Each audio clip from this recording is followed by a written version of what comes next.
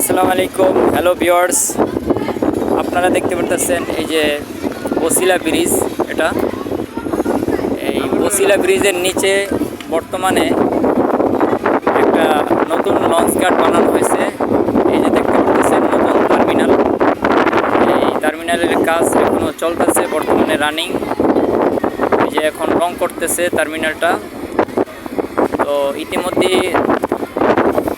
টার্মিনালের সমস্ত কাজ সম্পূর্ণ হয়ে গেছে এবং সাইডে দেখতেছেন সুন্দর একটা ওয়াকওয়ে ব্রিজের নিচ দিয়ে।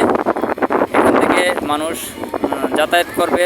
যারা বরিশাল ভোলা যাবেন তারা এইখান থেকে যেতে পারবেন। আপনারা যারা গাবতলী থেকে কিংবা মোহাম্মদপুর থেকে বরিশাল ভোলার উদ্দেশ্যে যাবেন তারা আপনারা এই বসিলা আসবেন। বসিলা এই ব্রিজের নিচেই একটা নতুন টার্মিনাল বানানো হয়েছে সরকারের পক্ষ থেকে এবং এটা চালু হবে বিগত সামনের 27 রমজান থেকে।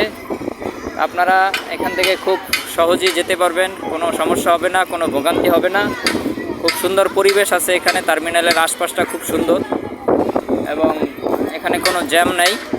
আপনাদের গাড়ির চাপ, মানুষের চাপ খুব সহজ হবে এবং সদরঘাট যেতে যে সমস্যাটা হয়, যেই কষ্ট হয় সেটা আর হবে না। আপনারা এখান থেকে খুব আরামেই যেতে পারবেন। আর এখান থেকে যেই লঞ্চগুলো ছাড়বে সেগুলো হচ্ছে মূলত ভোলার উদ্দেশ্যে। 2-3টা লঞ্চ থাকবে। একটা থাকবে ভোলার, আর একটা থাকবে হাকিমউদ্দিন, দৌলত খা, তারপর ইলিশা এবং গলাচিপার একটা লঞ্চ থাকবে।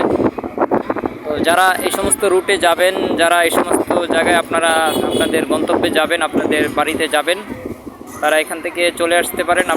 লঞ্চ কখন কটার সময় ছাড়ে সেই আপডেট পরবর্তী ভিডিওটি জানানো হবে। আপনারা চ্যানেলটি সাবস্ক্রাইব করে আমার পাশে থাকুন। ধন্যবাদ।